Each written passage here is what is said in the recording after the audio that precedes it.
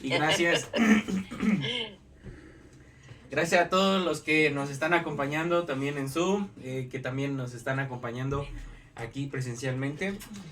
Hoy quiero que me acompañen a Segunda de Reyes, capítulo 4. Y si te suena un poco la escritura, es porque es uno de los milagros de Eliseo que vamos a ver aquí en el capítulo 4, versículo 1. Y que este milagro prácticamente es muy famoso. Si no lo has escuchado, espero que hoy también sea de bendición para ti. Si ya lo habías escuchado, de igual forma, espero que sea de bendición para ti. Porque la Biblia, la palabra de Dios, es viva y eficaz. Amén. Amén. Entonces, vamos a comenzar aquí en el versículo 1, donde dice: la viuda de un miembro de la comunidad de los profetas suplicó a Eliseo: mi esposo, su servidor, ha muerto, y usted sabe que él era fiel al Señor. Ahora resulta que el hombre con quien estamos endeudados ha venido para llevarse a mis 2 hijos como esclavos. ¿Y qué puedo hacer por ti?, preguntó Eliseo. Dime, ¿qué tienes en casa? Su servidora no tiene nada en casa, respondió, excepto un poco de aceite. Eliseo ordenó: sal y pide a tus vecinos que te presten sus vasijas, que no sean pocas. Luego entra en la casa con tus hijos y cierra la puerta. Echa aceite en todas las vasijas y a medida que las llenes ponlas aparte. Enseguida la mujer dejó a Eliseo y se fue. Luego se encerró con sus hijos y empezó a llenar las vasijas que ellos le pasaban. Cuando ya todas estuvieron llenas, ella pidió a uno de sus hijos que le pasara otra más y él respondió: ya no hay. En ese momento se acabó el aceite. La mujer fue y se lo contó al hombre de Dios, quien ordenó: ahora ve a vender el aceite y paga tus deudas. Con el dinero que te sobre podrán vivir tú y tus hijos. En esta escritura vamos a poder ver un principio. Es una de las escrituras que nos enseña un principio con respecto a la inagotabilidad de la gracia divina. Y vamos a ponerlo en diferentes perspectivas, ¿no? Y vamos a empezar a desmenuzarlo, ¿no? Prácticamente, nosotros podemos entender aquí en el versículo 1 que esta mujer era una viuda, ¿no? En el Antiguo Testamento era muy importante, incluso también de mandamiento, poder cuidar a la viuda, ¿no? En la comunidad de los profetas. Y más que esta mujer era justamente una esposa de un profeta. Todos estos era como prácticamente una comunidad, o todos los profetas que precedían a Eliseo también. Entonces, por esa misma razón, esta viuda era una parte donde decidió ir con Eliseo y pedirle alguna referencia o alguna ayuda que pudiera hacerle, porque realmente, si nos podemos a pensar, lo que estaba objetando la viuda es más que el dinero que debía, es porque sus hijos estaban siendo llamados a ser esclavos, ¿no? Y realmente, antes, también dentro de las tradiciones judías, si alguien robaba o estaba en deuda con alguien, incluso era un derecho propio el poder venderte como esclavo, ya que también en este sentido lo único que esperaban era el siguiente año del jubileo para poder ser libres, ¿no? Ya que en la Biblia estaba también establecido que cada vez que eran los jubileos, ahí es donde iban a, prácticamente todos los esclavos podían recuperar su libertad, ¿no? Entonces era por un tiempo determinado, pero ellos tenían esa opción y ese derecho de venderse a sí mismos como esclavos, pero también poder vender a sus hijos y a sus hijas, ¿no? Y en este sentido, pues existe algo interesante, porque el profeta, sabemos que realmente no tenía otro trabajo, ¿no? Sino que realmente el servicio era para Dios, y todo lo que él ganaba era con respecto a eso, ¿no? Tanto en este sentido que podemos ver, pues pidió un préstamo, ¿no? Pidió algo. En este caso, pues murió y la deuda pasa hacia la familia. Entonces, este acreedor podía exigir tanto a la mujer y a los hijos como esclavos, ¿no? Entonces, en ese contexto, en esa desesperación, es cuando viene esta mujer con el profeta Eliseo, ¿no? Y este es uno de los primeros puntos, ¿no?, que hay que ver aquí. La humanidad es reducida por el pecado a un estado de bancarrota y ruina moral. Nosotros podemos entender, obviamente, como algo literal esta historia, pero también tiene un trasfondo muy importante dentro de nuestras vidas, ¿no? Porque si fuera tan vano, realmente no tendría que haber pasado un milagro, ¿no? Y si te pones a leer un poco más de todos los capítulos 4, 5 y 6 y hasta el 7 aproximadamente, también se tiene toda la referencia, o es como consecutivo, todos los milagros que realizó este Eliseo, ¿no? Uh-huh. Entonces, muchas veces como la viuda, ¿no?, nosotros también estamos con muchas cosas que tenemos que pagar, ¿no? Ya sea espirituales o simplemente las cosas que están corriendo día a día, ¿no? Y en caso de no poder subsanarlo, no poder incluso responder eficientemente esto, también hay momentos donde nosotros no sabemos qué hacer, ¿no? Podríamos tener muchas cosas y podemos ponerlo en perspectiva. Todas las cosas difíciles que sentimos todos los días nos llevan a una desesperación de poder encontrar un mejor estado emocional de nosotros, ¿no? ¿Qué es lo que pasa, no? Ya sea que si te sientes mal, te sientes ansioso, pues a veces es bueno correr, ¿no? Pero no siempre pasa eso, ¿no? Hay otros refugios donde puedes ir, ¿no? Puedes recurrir a la inmoralidad, puedes recurrir a las drogas, puedes recurrir a tantas cosas que realmente te hagan sentir muy diferente de tu estado, ¿no? Pero aquí la viuda nos enseña algo bien importante, ¿no? Porque realmente lo fácil, si lo pensamos, la viuda pudo haber dicho, está bien, llévate a mis hijos. Y además pensando que ella tampoco tenía dinero. Dice en la lectura que ella nada más tenía aceite. ¿Te imaginas qué iba a hacer con sus hijos? Pensándolo logísticamente podríamos decir, pues sí, que mejor sean esclavos y así pues a ellos le dan de comer, esperamos hasta el jubileo y que ellos sean libres, yo mientras voy buscando otras cosas, ¿no? Podríamos pensar que era justo y dentro de la ley también era justo. Pero pasa algo muy importante. Esta viuda no solamente ve esa opción, ¿no? Que a pesar de que era justa y que incluso era un poco más fácil, ella lo que decidió es ir con un hombre de Dios, ¿no? En este caso, no es precisamente que Eliseo fuera Dios, ¿no? Pero en ese tiempo era una representación muy fuerte con respecto a la presencia de Dios, porque en el Antiguo Testamento podemos entender que Dios no se comunicaba con nadie más que no fuera sus profetas. En todo caso, pues con el sumo sacerdote, pero realmente para que una comunicación así se diera, pues era muy, muy diferente, ¿no? Entonces, prácticamente podemos ver que la mujer decide ir a Dios, ¿no? Decide ir a preguntarle, exponerle su situación y saber qué es lo que nosotros necesitamos hacer, ¿no? Ahora, muchas veces en este sentido, ese es el punto crucial donde nosotros decidimos hacer lo correcto o lo incorrecto, ¿no? Y que de hecho eso nos lleva hacia el siguiente punto, ¿no? Que todo lo que se ha hecho posible por la gracia divina para restaurar a la humanidad en un estado de solvencia moral, ¿no? ¿Qué quiere decir esto, no?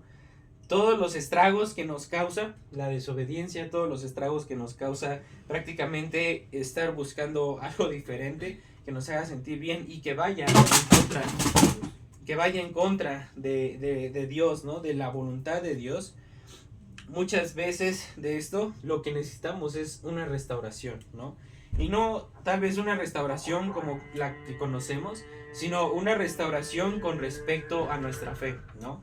Porque en medio de esos momentos, al ver nuestra misma estado, nuestra mismo incluso pensamiento y mentalidad, a veces se nos olvida que somos hijos de Dios.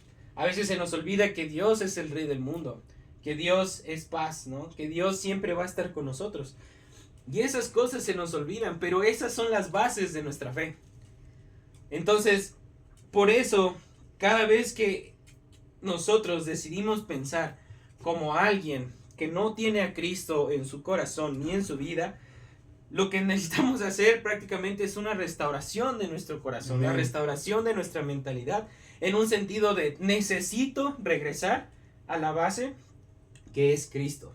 Necesito regresar a el pensamiento de mi fe, que es que Jesús murió por mí, limpió mis pecados, pero que también Él me prometió que Él iba a estar conmigo hasta el fin del mundo. Significa que no voy a estar solo, no voy a estar desamparado, y que va a haber una solución y va a haber una ayuda que viene completamente de Dios. Amén. Y eso es lo que trae la bendición a nuestras vidas. Por eso podemos entender que lo importante, ¿no? de la gracia divina es poder empezar también de la restauración de nuestra fe, de nuestro pensamiento, y decir, bueno, esto es lo que el Padre me ha dicho, es lo que me ha puesto en mi corazón. Y nuestra tarea es poder creer en esto, ¿no? Y así lo podemos ver como la mujer, ¿no? Que va con Eliseo y apela, y aquí dice en el versículo 1, mi esposo, su servidor, ha muerto, y usted sabe que él era fiel al Señor. Ahora resulta que el hombre con el que estamos endeudados ha venido a llevarse a mis 2 hijos. Y ahí es donde entra Eliseo. ¿Qué puedo hacer por ti? Dime, ¿qué tienes en tu casa? Wow. Esa pregunta es muy importante. Sí, dinos, Ángel. ¿Qué es lo que tienes en tu casa? ¿Qué es lo que tienes en tu mente? ¿Qué es lo que tienes en tu corazón? ¿Qué es lo que tú tienes? ¿Tienes fe? ¿Tienes más miedo? ¿Tienes más enojo? ¿Tienes ira? ¿Tienes resentimiento? ¿Tienes bondad? ¿Tienes amor, como lo hemos estado hablando? ¿Qué es lo que tienes en tu casa? Esta pregunta prácticamente hace la diferencia de todo. Porque imagínate que la viuda prácticamente hubiera despreciado el aceite, incluso el poco que dice, ¿no? Dice en otras versiones que solamente lo tenía para su unción. O sea, no tenía el aceite ni siquiera para cocinar. Era solamente para ungirse. Entonces estamos hablando que era una pequeña botella, casi mínimo. Entonces imagínate que esta mujer realmente hubiera descartado eso que tiene. ¿Crees que el profeta hubiera podido ayudarle? Porque le hubiera dicho, no tengo nada. Y a partir de ahí es como, entonces, ¿cómo quieres que Dios te ayude? ¿No? Porque si Dios, y es una parte bíblica, ¿no? Dice que nunca deja sin alimento a los justos, ¿no?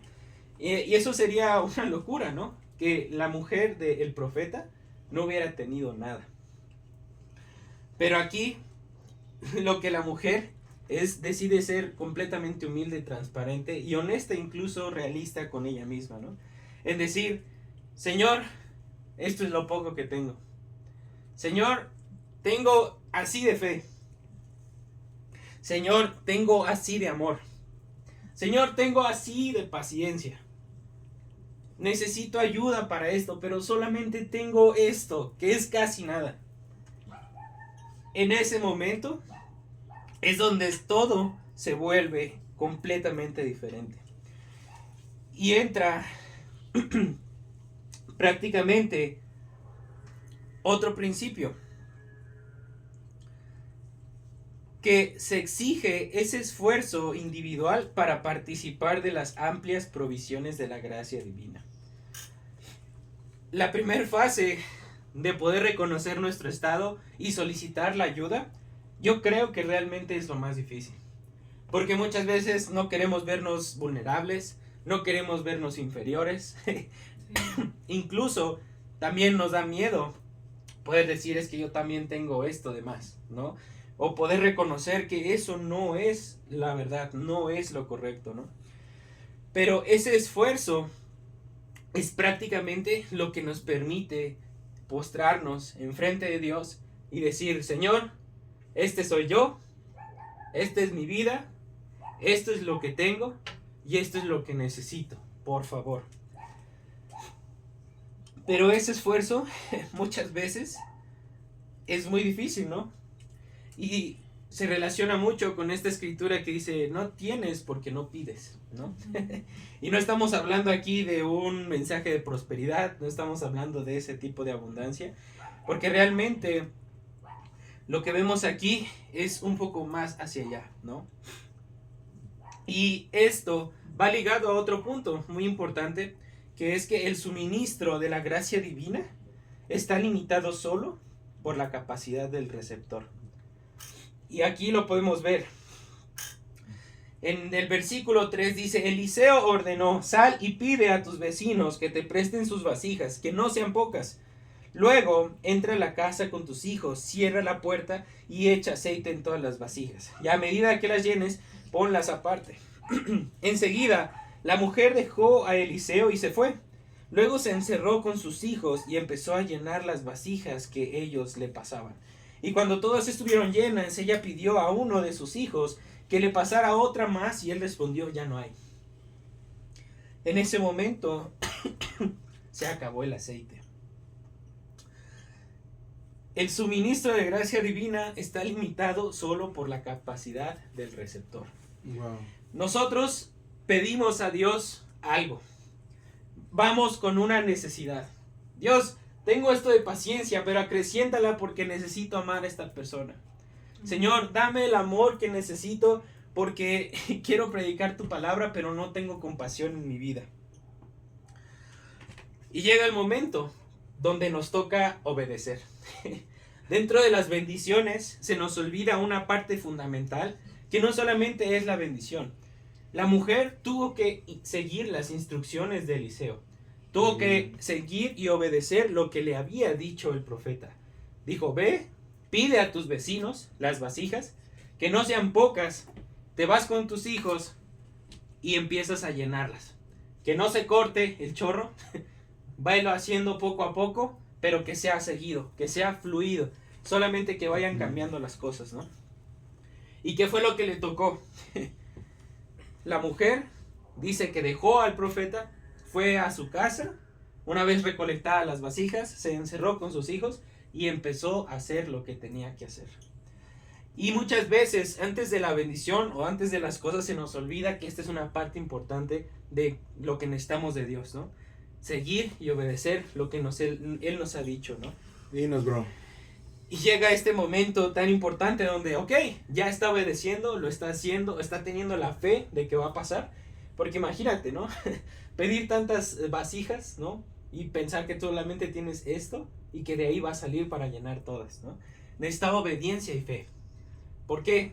La fe vino de que regresó con el profeta, encontró una esperanza y dijo, ok, ahora necesito hacer algo.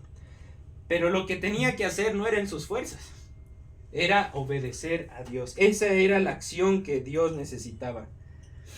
Pero pasa que lo está haciendo, pero llega un momento donde Dios, creo que ya tengo la suficiente paciencia. Dios, creo que ya tengo el amor suficiente.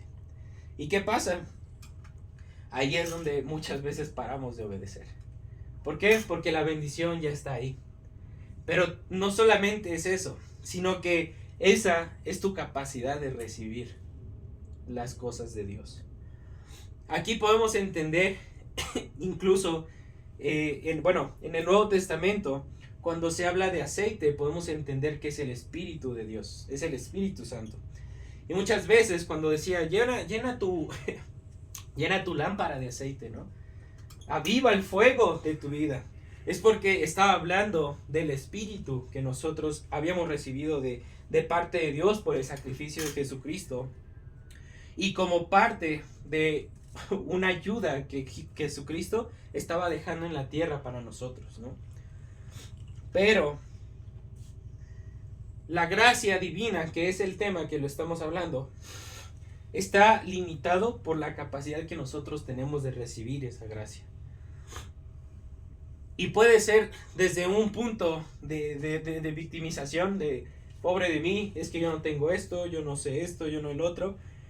Y el otro completamente opuesto, ¿no? De decir, es que ya estoy lleno, no estoy suficiente. Porque si lo pensamos, ¿Cuándo es suficiente la gracia? Nunca es suficiente. Entonces, ¿por qué podemos llegar a pensar que nuestra gracia, incluso el llenarnos del Espíritu, tiene un límite? Es decir, ya me cansé de obedecer. Ya estoy agotado, ya no encuentro dónde más llenar, ¿no? Pero pasa algo muy importante y que ese es el principio de esta historia, ¿no? Que la bendición que va llegando a nuestras vidas con respecto a todo lo que le pedimos a Dios y que nos llene de este tipo de frutos, cesan cuando nosotros no tenemos dónde compartirlos. Ahí es donde tú dejas de recibir lo que estabas pidiendo. ¿Por qué? Si tú estás pidiendo, imagínate que la mujer hubiera dicho, Señor, necesito comida. La mujer no fue pidiendo por comida. La mujer fue pidiendo porque se estaban llevando a sus hijos porque tenían una deuda. Nunca fue a pedirles comida, a pesar de que no tenían comida. Porque nunca dijo, tengo un pan, tengo tales peces, tengo esto. Dijo, se quieren llevar a mis hijos. ¿Y te imaginas qué hubiera pasado si la mujer le hubiera dicho, Señor, solo necesito que me llenes esta vasija? ¿Te imaginas? Nunca estuviéramos hablando de esta mujer como un milagro. ¿Por qué? Porque radica en algo muy diferente. La persona, en este caso la viuda, estaba viendo por sus hijos, estaba viendo por otros, ¿no? Y al mismo tiempo, si esta mujer hubiera dicho solamente lo necesito para nosotros, hubiera sido un límite de su vasija, ¿no? Porque hubiera sido ya sea una vasija grande o bajita, pero hubiera sido una. Pero ¿qué pasa aquí? Le pide a sus vecinos. Y no les pide solamente como para tenerlas, ¿no? Las pide porque necesita dónde vaciarlo. Si te das cuenta, ese era el principio.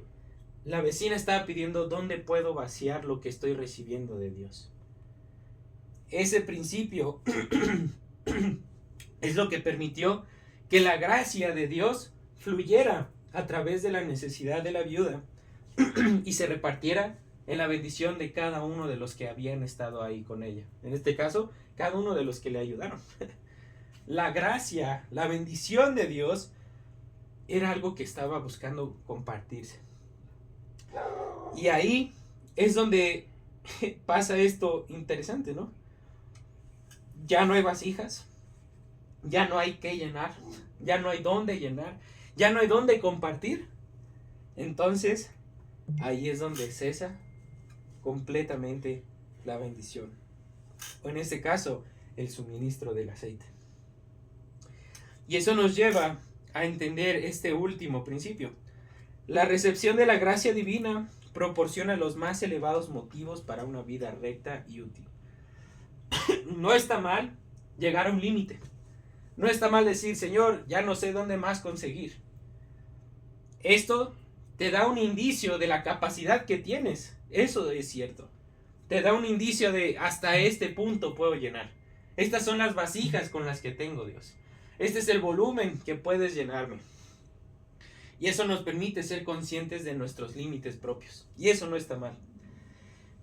Pero nos deja un principio para entender qué es lo que hay en nosotros y cómo está. En esto pasa también algo muy importante y por eso va relacionado con ese último principio que les dije, ¿no? Dice en el versículo 6, en el versículo 7, perdón. La mujer se fue y se lo contó al hombre de Dios, quien ordenó, ahora ve a vender el aceite y paga tus deudas con el dinero que te sobre. Podrán vivir tú y tus hijos. Si te das cuenta, la mujer, una vez que tenía llenas sus cosas, no se fue e hizo lo que ella pensó que tenía que hacer con el aceite. Ella se llenó de la bendición, se llenó y cumplió lo que el profeta les había dicho y regresó a preguntarle que ya estaba listo. Y esto es una enseñanza tan fuerte también para nosotros, porque nosotros recibimos la bendición, recibimos las cosas, pero se nos olvida regresar con Dios para preguntarle para qué nos dio eso. Uno piensa, Dios, pues si yo fui, te pedí esto por esta razón, entonces significa que me lo diste para hacer esto. Podríamos pensarlo así. Pero el corazón de la viuda fue más que solamente lógica. Fue agradecimiento. Fue el Dios, multiplicaste mi aceite. Hiciste un milagro, Dios. Ya está. He hecho lo que tú me has pedido, Señor. Y ahí es donde el profeta le dice a la mujer, ahora véndelo, paga tus deudas y con el resto van a poder vivir ustedes. ¿Te imaginas que la mujer nunca hubiera regresado? No sabemos qué hubiera pasado. En mi opinión, muy personal, yo creo que también hubiera podido salir de las deudas. Pero, realmente, ¿dónde hubiera quedado el corazón de ella de su gratitud? Y recordando que la gratitud es algo que nosotros necesitamos en nuestra vida, pero porque eso es parte de un fruto que hay en nuestro corazón. Y ese es otro indicador nuestro para poder conocer cómo estamos delante de Dios. Ok, te desvelaste, hiciste y deshiciste para tener la bendición, y ahora que la tienes, ¿te olvidas de Dios? Dinos, bro. No se trata de eso, y así no es Dios.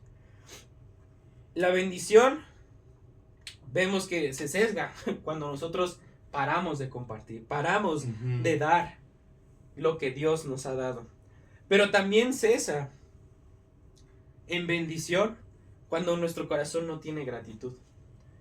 Cuando nosotros simplemente nos olvidamos y simplemente seguimos nuestra vida como nosotros teníamos pensado. Por eso es tan importante, porque el que esta mujer haya regresado con Eliseo, porque eso es lo que nos da y nos proporciona un motivo tan elevado para llevar una vida recta y útil. Porque lo subsecuente que hiciste cuando recibiste la bendición tampoco vino completamente de ti, vino con el propósito de Dios. Porque te imaginas que hubieras tenido las cosas, la bendición, y realmente Dios te la tenga que arrebatar para que entiendas que no era solamente para ti, era para que lo compartieras con los demás. ¿Y cuántas veces pasa eso, no? Bendiciones o cosas que tenemos a veces se nos van de las manos, ¿no? Y un ejemplo claro es Job, ¿no? Dios, Job, a pesar de que bendecía a Dios, y lo que conocemos de eso es que fue fiel, a pesar de, Dios decidió quitárselo. ¿Por qué? Por una lección. ¿Qué otra cosa podemos entender? Como Pablo. Dios le tuvo que quitar la vista a Pablo para que apreciara que la bendición que él había recibido era con un propósito. Era para los demás. No era para él. Pero Dios tuvo que quitarle esa bendición. Y se la regresó. Regresó su vista, ¿no? Y así podemos entender muchas cosas. Incluso si yo te preguntara, es como, ¿qué a veces Dios te ha quitado, no? Para enseñarte una lección. Eso es fuerte, pero ese también es nuestro Dios, ¿no? Entonces, como conclusión, hermanos, nosotros necesitamos la gracia de Dios. La gracia sobreabunda, por eso dice que todos los días se renueva, ¿no? Que es algo que necesitamos completamente de Dios. Que la gracia es un regalo, que no hay nada que nosotros podemos hacer para poder merecerla. La podemos recibir, pero justamente por un regalo. Y por eso también dice que la gracia la tiene Dios de quien Él quiere, porque es un regalo.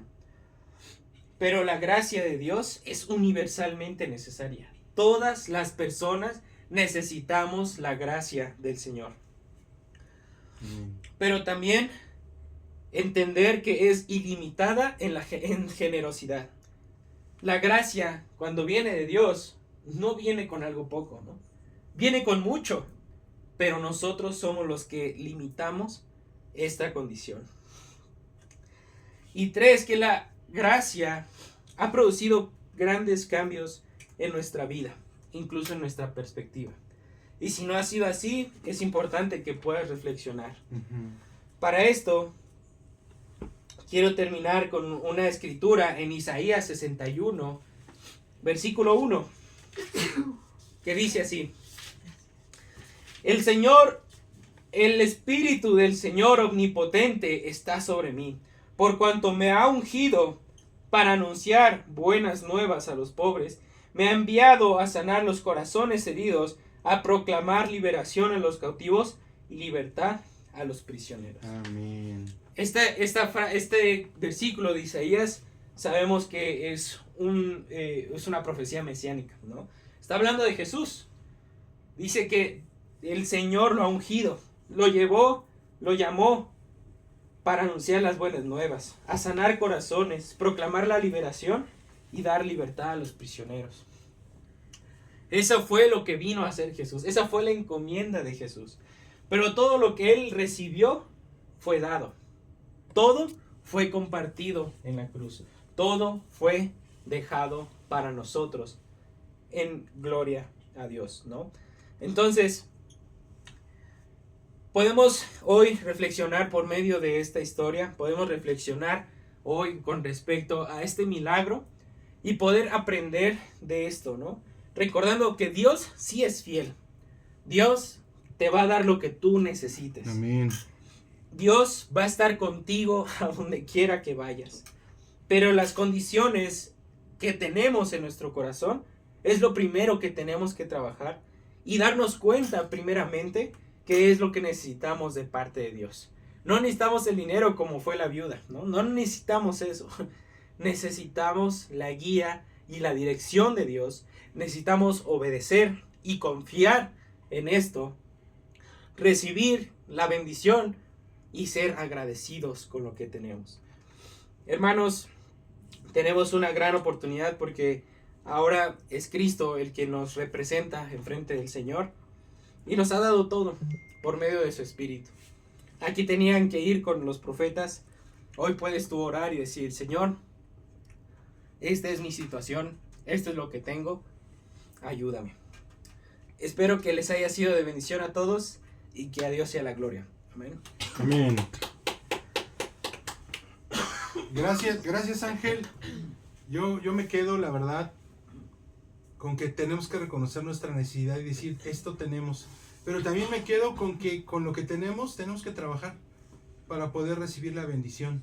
Y me quedo con que quizá nos da pena pedir, porque la viuda tuvo que pedir prestado. Quizá no dinero, y no habla de dinero, ¿no? Pero dice que tuvo que pedir prestado algo. Tuvo que esforzarse, tuvo que vencer la pena. Y el compartir la palabra muchas veces nos da pena. Y yo digo, bueno, wow, ¿cuánto habrá conseguido para poder pagar las deudas? Y para poder con eso alimentar a sus hijos. Pagar las deudas, hermanos, muchas veces es, como decía Ángel, restaurarse, ¿no? El poder restaurarse, el poder decir, ya no voy a ser así, Dios, y ahora quiero ser diferente. Y ahora recibí el milagro, ¿qué voy a hacer con él? Con todo eso y con más me quedo de esta clase que yo creo que tenemos que volver a ver. Si la clase te gustó, hermano, compártela, está en YouTube.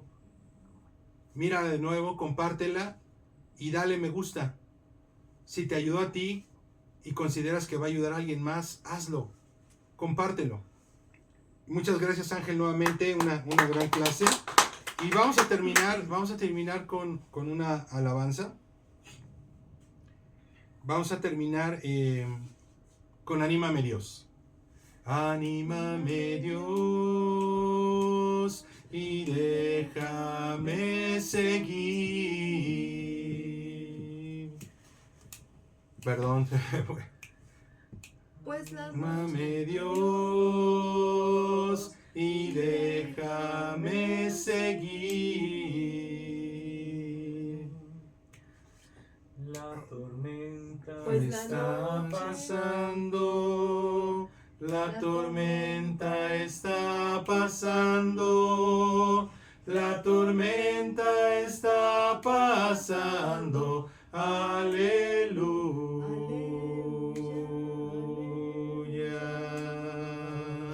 aleluya, aleluya, aleluya.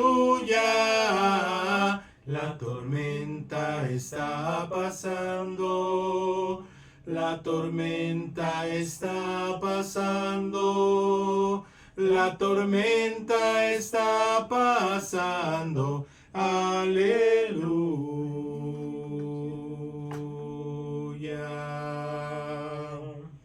Amén, hermanos.